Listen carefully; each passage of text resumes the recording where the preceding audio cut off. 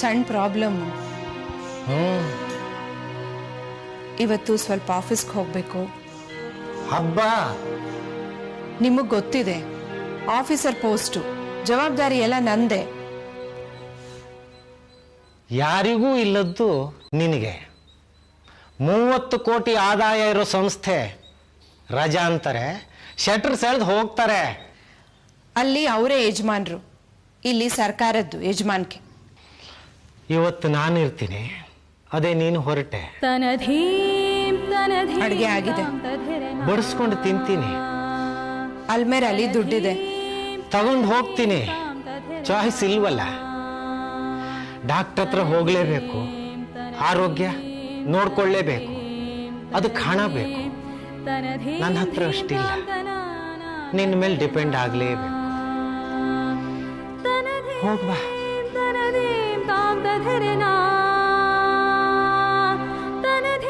ಮಕ್ಳು ಅಂತಿದ್ದಾರೆ ಹಬ್ಬ ಒಂದಷ್ಟು ಬಟ್ಟೆ ಬರೆ ಅಂತ. ಸಂಜೆ ಬೇಗ ಬರ್ತೀನಿ. ನೀವು ಹೋಗಿ ಬನ್ನಿ. ಒಟ್ಟಿಗೆ ಹೋಗಿ ಬರೋಣ. ಇಲ್ಲ, ನಾನು ಬರಲ್ಲ. ನಾನು ಬಂದರೆ ನಿಮ್ಮಗಳಿಗೆ ಸೌಕರ್ಯ ಆಗಲ್ಲ.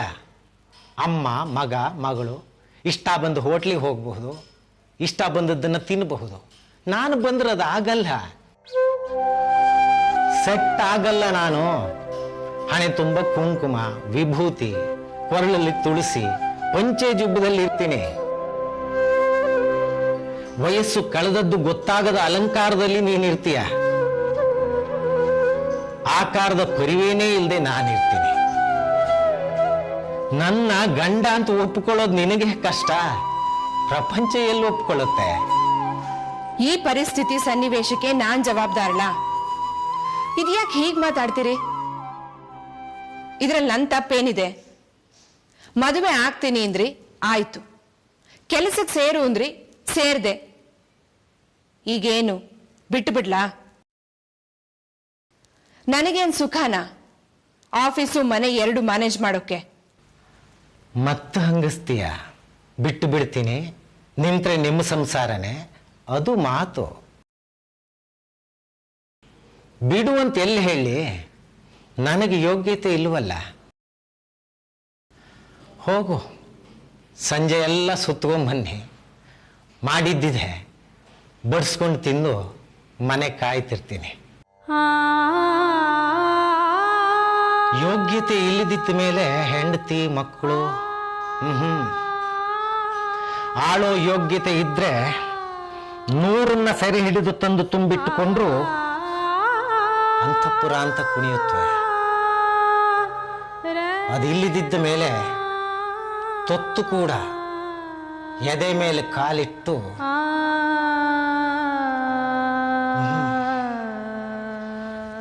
ನೀನು ಹೋಗು, ಹೊತ್ತಾಗುತ್ತೆ.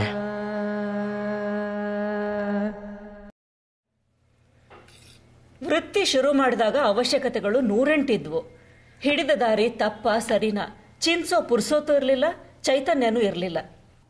ಅಡಿಗೆ ಅವಳು ರಜಾನಾ? ಈಗೊಂದು ಸ್ತರ ಮುಟ್ಟಾಗಿದೆ, ಒಂದು ಅಂತಸ್ತಲ್ಲಿ ಕೂತಾಗಿದೆ. 1 ವಾರದಿಂದ ಇದೆ. ಎಷ್ಟು ಬೇಕೋ ಅಷ್ಟು ತಿನ್ನು, ಡೀಪ್ ಫ್ರೀಜರ್ಗೆ ತಳ್ಳು, ಮತ್ತೆ ಬಿಸಿ ಮಾಡು, ತಿನ್ನು. ವೃತ್ತಿಲಿ ಒಂದು ಗ್ರೇಸ್ ಬೆಳೆಸ್ಕೊಳ್ಳೋದು ಬೇಡವಾ? 1 ದಿನ ಬಿಸಿಯಾಗಿ ಕರ್ಮ. ನಾನೊಂದು ಹೇಳಿದ್ರೆ ನೀವೊಂದು ಹೇಳ್ತೀರಾ? ಪ್ರಪಂಚ ನಮ್ಮ ಬಗ್ಗೆ ಏನು ಅಂದ್ಕೋಬೇಕೋ ಅದರ ಕಾಳಜಿ ನಿನಗೆ. ವೈಯಕ್ತಿಕವಾಗಿ ನನ್ನ ಸುಖಕ್ಕೆ ಏನು ಬೇಕು ಅದ್ರ ಬರ ನನಗೆ. ಸ್ನಾನ ಮಾಡಿ ಶುಭ್ರವಾಗಿ ನಿಂತ್ರೆ ಸುಖ ಅಂತ ನಾನಂತೀನಿ.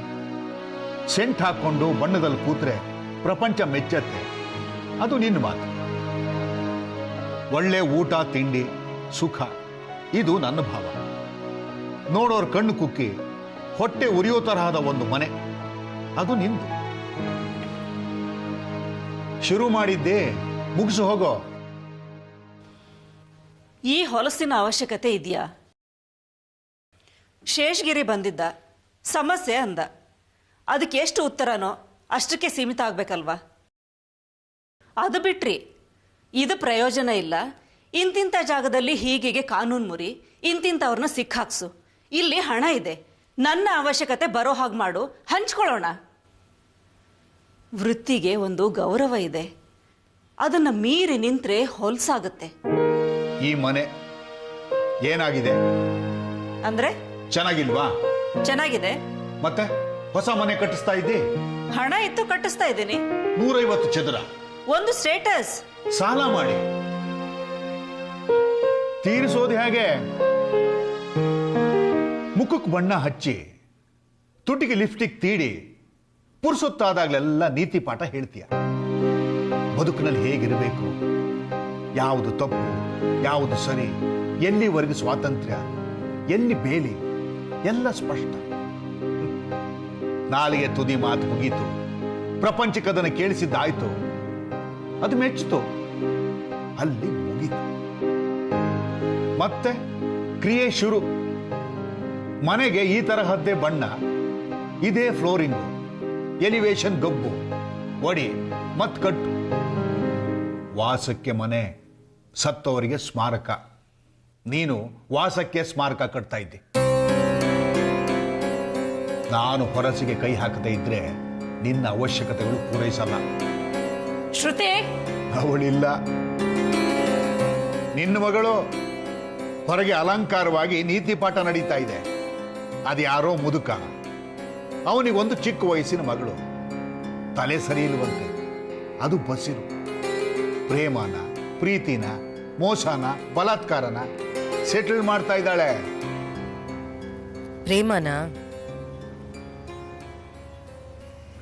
ಮಾತು ಕೊಟ್ಟಿದಾನ? ಮದುವೆ ಆಗ್ತೀನಿ ಇಂದಿದಾನ? ವಿಷಯ ಬಾಯ್ ಬಿಟ್ರೆ ತೊಂದರೆ ಕೊಡ್ತೀನಿ ಅಂತ ಹೆದರ್ಸಿದಾನ? ನಾವಿದ್ದೀವಿ, ಭಯ ಬೇಡ, ಹೇಳು.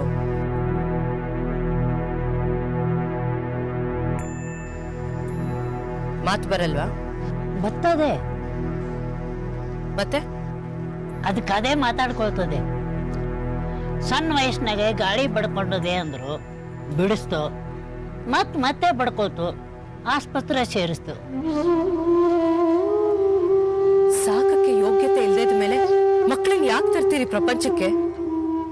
ಅದಕ್ಕೆ ತನ್ನನ್ನೇ ತಾನು ನೋಡ್ಕೊಳಕ್ಕಾಗತ್ ಸ್ಥಿತಿ ಇನ್ನು ಮಗುನ ಹೇಗ್ ನೋಡ್ಕೊಳುತ್ತೆ? ಅದಕ್ಕೆ ಕರ್ಕೊಂಡ್ಬಂದೆ. ಮಧ್ಯಾಹ್ನ ಆಫೀಸ್ ಹತ್ರ ಬಾ, ಡಾಕ್ಟರ್ಸ್ ಇರ್ತಾರೆ, ಒಂದ್ಸತಿ ನೋಡ್ಲಿ. ಕಾನೂನು ಏನಿದೆ ಅಂತ ವಿಚಾರಿಸಿ ಹೇಳ್ತೀನಿ. ಹಣದ ಸಹಾಯನೂ ಆಗತ್ತೆ. ಇನ್ನು ಇನಿಷಿಯಲ್ ಸ್ಟೇಜ್, ಸಮಸ್ಯೆ ಆಗ್ಲಿಕ್ಕಿಲ್ಲ. ಅವನ್ ಯಾರು ಅಂತ ಹುಡುಕ್ಬೇಕು, ಹುಡುಕಿ ವಿಚಾರಿಸ್ಬೇಕು. ಮದುವೆ ಮಾಡ್ತೀಯಾ? ಇಲ್ಲ, ಇದ್ದವನು ಕಟ್ಕೊಳಕ್ಕಿಲ್ಲ, ಇಲ್ದವನು ಕೊಟ್ಟು ಪ್ರಯೋಜನ ಇಲ್ಲ. ಇದಕ್ಕೆ ಹುಚ್ಚು ಬೇರೆ. ಮತ್ತೆ ಹಿಂಗಾಗದೆ ಮುಂದೆ ಹೆಂಗೆ, ಯೋಗ್ಯತೆ ಏನೈತೆ ನೋಡು ಅನ್ನೋದು. ಆಮೇಲೆ ಕಲ್ಗುರ, ಡಾಕ್ಟ್ರು, ನರ್ಸಿಂಗ್ ಹೋಮು. ಸಾಕ್ತ್ಯಾ ಮಗುನ? ಇದನ್ನ ಸಾಕೋದೇ ಕಷ್ಟ. ಬರೋ ಕಾಸು ಬರ್ಲಿ, ಆಮೇಲೆ ಮುಂದಿಂದು. ನಿನಗೇನು ಅನ್ನಿಸ್ತಾ ಇಲ್ವಾ? ಸ್ವಂತ ಮಗಳು ಮೇಲೆ ಮಾನಸಿಕ ರೋಗಿ. ಪ್ರಾಣಿ ಪಕ್ಷಿಗಳಿಗೆ ತನ್ನ ಮರಿಗಳ ಮೇಲೆ ಇರೋಷ್ಟಾದ್ರೂ ಪ್ರೀತಿ ವಾತ್ಸಲ್ಯ ಮನುಷ್ಯಕ್ಕೆ ಬೇಡವಾ? ಮನ್ಸ ಅಲ್ಲ ಅಂತೀರಿ, ಇನ್ನು ಬಂದು ಹೋಗೋನು ಅವನು. ಇದಕ್ಕೆ ಹುಚ್ಚಿಲ್ದಿದ್ರೆ ಒಂದು ಹಿಂಗಾಗ್ತಿರ್ಲಿಲ್ಲ.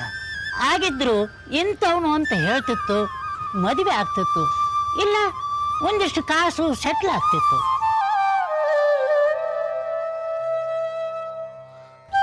ತಲೆ ಸರಿ ಇದ್ದಿದ್ರೆ ಕಾಸಿಗೆ ಸೆಟ್ಲ್ ಆಗತ್ತೆ, ಇಲ್ದಿದ್ರೆ ಬೇಡ ಅಂತಲ. ಮಧ್ಯಾಹ್ನ ಆಫೀಸಲ್ಲಿ ಇರ್ತೀನಿ, ಕರ್ಕೊಂಡು ಬಂದು ಬಿಟ್ಟು ಹೋಗು. ಮನಸ್ಸಿಗೆ ಸಂಬಂಧಪಟ್ಟ ಡಾಕ್ಟ್ರನ್ನ ಬರೋಕೆ ಹೇಳ್ತೀನಿ. ಪ್ರಯತ್ನ ಮಾಡೋಣ, ಯಾರು ಗೊತ್ತಾಗ್ಬೋದು. ಇದ್ದವ್ರಿಗೆ ಮನುಷ್ಯತ್ವ ಬೇಕಿಲ್ರ, ಇಲ್ದವರು ನಮಗೆ ಮನುಷ್ಯತ್ವದ ಯೋಗ್ಯತೆ ಇಲ್ರ. ಭತ್ತ ಬಸ್ಸಿಗೆ ಬಂದು ಈಗ ಹೋಗ್ಬೇಕು, ಮಧ್ಯಾಹ್ನ ಮತ್ತು ಬರಬೇಕು.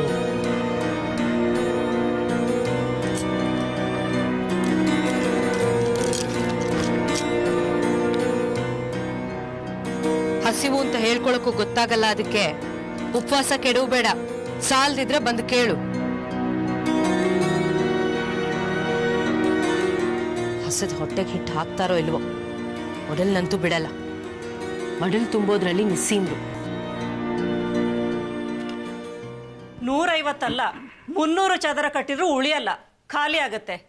ಅವಳಿಗೆ ಹೊತ್ತು ಹೋಗ್ತಾ ಇಲ್ಲ. ನೆಟ್ಟಿಗೆ ಇರೋದೊಂದು ವಿದ್ಯೆ ಅಂತ ಕಲ್ತು ವೃತ್ತಿನೋ ಕೆಲಸನೋ ಹುಡುಕಿದ್ರಾಗಿತ್ತು. ಕುತೂಹಲದ ವಯಸ್ಸಲ್ಲಿ ತಾಯಿ ಎನಿಸ್ಕೊಂಡೋಳು ಇದು ದಾರಿ ಬದುಕಿಗೆ ಇದಲ್ಲ ಅಂತ ತಿಳಿ ಹೇಳಬೇಕು. ತಂದೆ ಮಕ್ಕಳ ಜವಾಬ್ದಾರಿ ಅವ್ರದ್ದು. ದುಡಿಯೋದು, ತರೋದು, ಸಾಕೋದು ಅಷ್ಟೇ. ರೀತಿ ನೀತಿ ತಾಯಿದು. ಅವಳಿಗೆ ಎಷ್ಟು ವಯಸ್ಸು ಅನ್ಕೊಂಡ್ರಿ? ನಿನಗೆ ಈ ವಯಸ್ಸಲ್ಲಿ ಅವಳು ಹುಟ್ಟಾಗಿತ್ತು. ಮತ್ತೆ ಏನು ನಾನು ಹೇಳ್ಬೇಕಾ? ಮದ್ವೆ ಮಾಡ್ಬೇಕು. ನಂದೊಬ್ಬಂದೇನ ಜವಾಬ್ದಾರಿ? ಹುಡುಕು.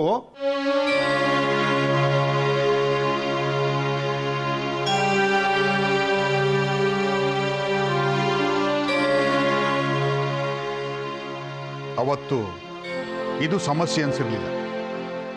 ಇಬ್ರಿಗೂ ವಯಸ್ಸು, ಪರಿಚಯ ಆಯಿತು, ನಂತರ ಸ್ನೇಹ. ನನ್ನ ಬುದ್ಧಿವಂತಿಕೆ ನೀನು, ನಿನ್ನ ರೂಪ ನಾನು. ಅಂಟ್ಕೊಂಡವ್ರನ್ನ ಧಿಕ್ಕರಿಸಿ ನಿಂತಾಯ್ತು. ನಿನಗೆ ನಾನು, ನನಗೆ ನೀನು, ಅಷ್ಟಕ್ಕೆ ಮುಗಿಬಹುದಾಗಿತ್ತು. ಇನ್ನು ಗಂಡೆಲ್ಲಿ ಹುಡುಕ್ತೀಯ? ನನ್ನವರು ಅಂತ ಯಾರೂ ಇಲ್ವೇ ಇಲ್ಲ. ನಿನ್ನವರು ನಿನ್ನೆ ಧಿಕ್ಕರಿಸಿದ್ದಾರೆ. ಇನ್ನು ನಿನ್ನ ಮಗಳು, ಅದು ನನ್ನ ಕುರುಹು. ಒಂದು ಸತ್ಯ ಇಬ್ರು ಒಪ್ಕೊಳ್ಳೋಣ. ನಾನು ನೀನು ನಮ್ಮ ಬದುಕಿನ ಬಗ್ಗೆ ತೆಗೆದುಕೊಂಡ ನಿರ್ಧಾರ ಸರಿಯೋ ತಪ್ಪೋ ಇನ್ನೂ ನಮಗೆ ಸ್ಪಷ್ಟವಾಗಿಲ್ಲ. ಹಾಗಿದ್ದಾಗ ಇಬ್ರು ಪ್ರಪಂಚದಲ್ಲಿ ಎದೆ ಸೆಡಿಸಿ ನಿಂತು ಇವಳು ನಮ್ಮ ಮಗಳು, ಅವಳಿಗೊಂದು ಗಂಡು ಸಾಧ್ಯನಾ? ಅವಳೇ ಹುಡುಕೊಂಡ್ರು ಉಂಟು, ಇಲ್ದಿದ್ರಿಲ್ಲ. ಹೇಳು, ಸ್ಮಾರಕದ ಉಸ್ತುವಾರಿಗೆ ನೀನು ಹೊರಡು. ಹೊತ್ತು ಹೋಗೋದಕ್ಕೆ ದಿನಕ್ಕೊಂದು ಚಾಷ್ಟಿಯಲ್ಲಿ ಅವಳು ಇರಲಿ. ಹೊಂದಿಸೋ ಹೊಲಸಲ್ಲಿ ನಾನು ಬ್ಯುಸಿಯಾಗಿರ್ತೀನಿ.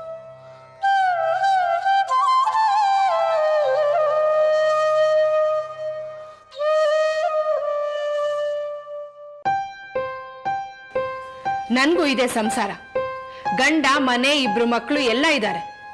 ನಮ್ಮಲ್ಲೂ ವರ್ಷಾವಧಿ ಹಬ್ಬ, ರಜಾ ಸರಿ, ಕೆಲ್ಸ ಇದ್ಮೇಲೆ ಬರ್ಬೇಕು. ಹೌದು ಮೇಡಮ್. ಹೆಂಗ್ಸ್ ನಾನು, ಮನೆ ಕೆಲ್ಸನ ಯಾರಿಗೂ ವಹಿಸೋಕಾಗಲ್ಲ. ಅಲ್ಲಿ ಮುಗಿಸಿ ಇಲ್ಲಿಗೆ ಬರ್ತೀನಿ. ಸ್ವಲ್ಪನೂ ಕನ್ಸರ್ನ್ ಬೇಡ್ವಾ? ಗಂಡಸ್ರ ನೀವು ಬರಲ್ಲ ಅಂತೀರಿ. ನಿಮ್ ಕೆಲಸ ಉಳಿದಿತ್ತು, ನೀವು ಬಂದ್ರಿ. ಸಂಬಳ ಕಾನೂನು ಪ್ರಕಾರ ಕೊಡ್ತಾರೆ. ಕಾನೂನು ಹೇಳುತ್ತೆ ಇಷ್ಟೊತ್ತಿಗೆ ಬನ್ನಿ, ಇಷ್ಟೊತ್ತಿಗೆ ಹೋಗಿ, ಇಂತಿಂತ ದಿವಸ ರಜಾ ತಗೊಳ್ಳಿ. ಅಷ್ಟ್ರಲ್ಲಿ ಕೆಲ್ಸ ಮುಗಿಯಲ್ವಲ್ಲ?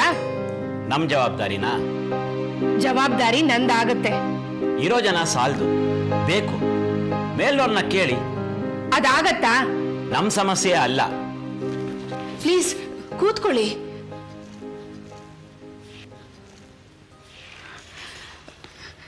ಏನ್ ತಗೋತೀರಿ? Coffee, tea? ಇದು ಒಂದು ಮನೆ ಇದ್ದ ಹಾಗೆ. ಎಚ್ಚರವಾಗಿದ್ದಷ್ಟು ಹೊತ್ತು ಇಲ್ಲಿ ಕಳಿತೀವಿ. ಇಲ್ಲಿ ವಾತಾವರಣದಲ್ಲಿ ನೆಮ್ಮದಿ ಇದ್ರೆ ಬದುಕಿನಲ್ಲೂ ನೆಮ್ಮದಿ ಇರುತ್ತೆ. ಕೆಲಸ ಜಾಸ್ತಿ, ಜನ ಕಮ್ಮಿ, ಯಾವುದನ್ನು ಬಿಡೋಕ್ಕಾಗಲ್ಲ. ಜವಾಬ್ದಾರಿ ನಂದಾಗತ್ತಲ್ವಾ? 6 ತಿಂಗಳು ಈ ವರ್ಷ ಮುಗಿಯೋಕೆ. ಪ್ಲೀಸ್ ಕೋಆಪರೇಟ್ ಮಾಡ್ರಿ. ಎರಡೂ ಕಡೆ ಮನೆ, ಆಫೀಸು ಕಷ್ಟವಾಗ್ತಾ ಇದೆ. ದಯವಿಟ್ಟು ಸಹಕರಿಸಿ. ನಿಮ್ ಕಷ್ಟ ಅರ್ಥವಾಗ್ತಾ ಇದೆ. ನನ್ನ ವೈಫು ಬ್ಯಾಂಕಲ್ಲಿದ್ರು, ಅರ್ಧಂಬರ್ಧ ಕಂಪ್ಯೂಟರೈಸೇಷನ್, ವೇಕೆನ್ಸಿ ತುಂಬೋಲ್ಲ, ಕೆಲಸ ಜಾಸ್ತಿ. ಮನೆಯಲ್ಲೂ ಕೆಲಸ, ಬ್ಯಾಂಕಲ್ಲೂ ಕೆಲಸ, ರೋಗ ಬರುತ್ತೆ ಮೇಡಮ್. ದುಡ್ಡು ಯಾರಿಗೆ ಬೇಡ ಹೇಳಿ? ಹಾಗಂತ ಮನೆ ಹೆಂಗಸನ್ನ ದನ ದುಡ್ದಂಗೆ ದುಡ್ಸೋದ? ಹೆಂಡತಿ ಅಂತ ಪ್ರೀತಿ ಇದೆಯೋ ಇಲ್ಲೋ? ಹೆಂಗಸು ಅಂತ ಕನಿಕರ ಬೇಡವಾ? ಬಿಡಿಸ್ಬಿಟ್ರು ಮೇಡಮ್ ಕೆಲಸದಿಂದ. ಕಷ್ಟವಾದ್ರೆ ಕೆಲಸ ಬಿಡು ಅಂತಿದ್ದೀರಿ. ಗಂಡ ಮಕ್ಕಳು ಅವ್ರಿಗಿರ್ಬೇಕು. ಮನೆ ಹೆಂಗಸು ಅನ್ನೋ ಸಹಾನುಭೂತಿ ಅವ್ರಿಗೆ ಇಲ್ಲಿದ್ದು ನಮಗ್ ಬರುತ್ತಾ? ಇಲ್ಲೂ ಬಾರ್ದು ಮೇಡಮ್, ಅಪಾರ್ಥ ಆಗುತ್ತೆ.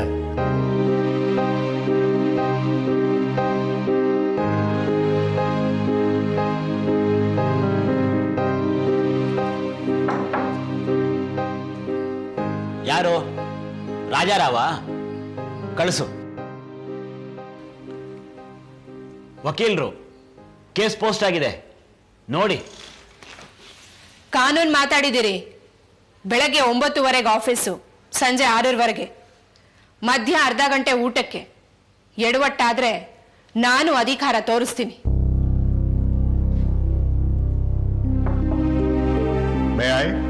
ಪ್ಲೀಸ್ ಕೂತ್ಕೊಳ್ಳಿ.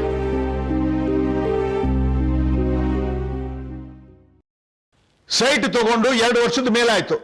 ಈಗ ಡೀಟೇಲ್ಸ್ ಕೇಳಿದ್ರೆ ಸ್ಕ್ರೂಟನಿಗೆ ಬಂದಿರೋದೇ ಇವಾಗ. ಇಷ್ಟು ದಿನ ಏನ್ ಮಾಡ್ತಾ ಇದ್ರಿ? ನಿದ್ದೆ ಮಾಡ್ತಾ ಇದ್ರಾ?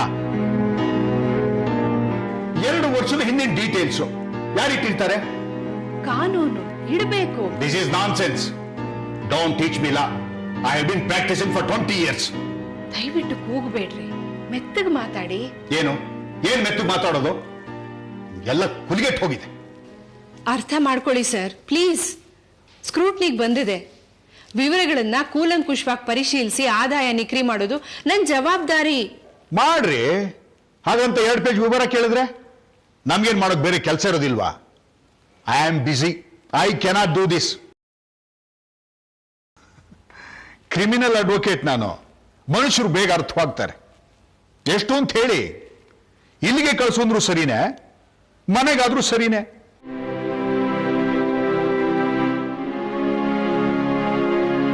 ಇಲ್ಲ ನೇರವಾದ ವ್ಯವಹಾರ ತಪ್ಪು ಅನ್ಸಿದ್ರೆ ಮಧ್ಯವರ್ತಿ ಯಾರು ಹೇಳಿ ಅವ್ರ ಹತ್ರ ಮಾತಾಡ್ತೀರಿ. ವಾರಕ್ಕೊಂದು ಕಾಗದ ಬರಿಬೇಡಿ ಅಷ್ಟೇ. ಕಾಸು ಕೇಳದ್ನ ನಾನು ನಿಮ್ಮನ್ನ ಯಾಕೆ ಹೀಗೆ ಜಡ್ಜ್ ಮಾಡ್ತೀರಿ? 145 ಅಸೆಸ್ಮೆಂಟ್ ಪೆಂಡಿಂಗ್ ಇದೆ. ಟೈಮ್ ಬಾರ್ ಆಗತ್ತೆ. 3 ತಿಂಗಳಲ್ಲಿ ಮುಗಿಸ್ದೆ ಹೋದ್ರೆ ನನ್ ಕೆಲಸ ಹೋಗುತ್ತೆ ರೀ. ಇದು ಜವಾಬ್ದಾರಿ. ಇಷ್ಟ ಬಂದ ಹಾಗೆ ನಿರ್ಧಾರ ತಗೊಳಕ್ ಆಗಲ್ಲ. ಯಾರು ಕೋಆಪರೇಟ್ ಮಾಡ್ತಾ ಇಲ್ಲ. ವಿವರಗಳನ್ನು ಕೇಳಿದ್ರೆ ನೀವ್ ಕೊಡ್ತಾ ಇಲ್ಲ. ಹೊರಗಡೆ ಸ್ಟಾಫು ಕೆಲಸ ಬಿಡಿ ಅಂತಿದ್ದಾರೆ. I have problems at home. ಮನೆಯಲ್ಲಿ ಸಮಸ್ಯೆ ಇದೆ ನಂಗೆ.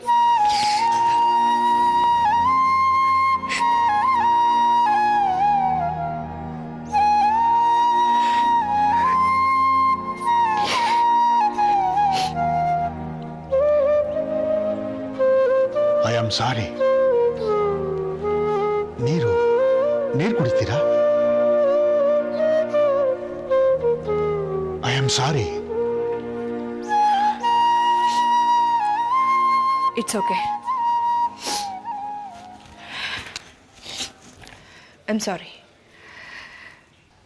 ಏನ್ ಬೇಕು ಹೇಳಿ. 1.25 ಕೋಟಿಗೆ ಸೈಟು. ಹಾ. ವರ್ಷದ ಆದಾಯ 1.5 ಲಕ್ಷ ಮೀರಿಲ್ಲ.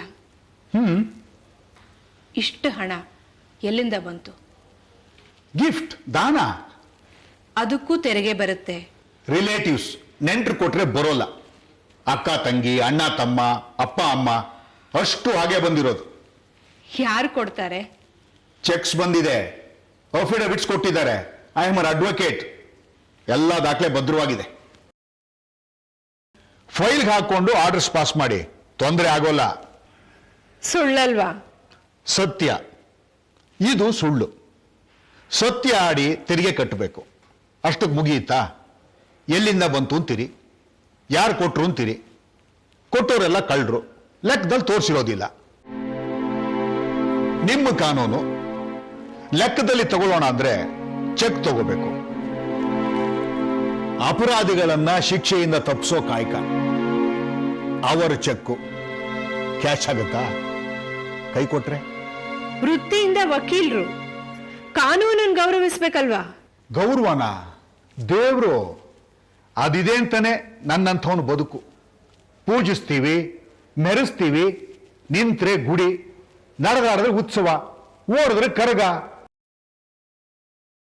ಕ್ಯಾನ್ಸರ್ಗೆ ಮದ್ದು ಕೊಡೋ ವೈದ್ಯ ಸಿಗರೇಟ್ ಸೇತಾನೆ. ಆಪರೇಷನ್ ಮಾಡಿ ಜೀವ ಉಳಿಸೋ ಸರ್ಜನ್ ಹೆಂಡಕ್ಕೆ ದಾಸ. ಕುಡಿದೇ ಇದ್ರೆ ಕೈ ಓಡಲ್ಲ. ವೃತ್ತಿ ಲೋಕೋದ್ಧಾರಕ್ಕೆ, ಪ್ರವೃತ್ತಿ ಸ್ವಂತ ಸುಖಕ್ಕೆ. ಕಾನೂನು ಮುರಿದಾಗಿನ ಸುಖ ಸವಲತ್ತು ಪರಿಪಾಲನೆಯಲ್ಲಿಲ್ಲ.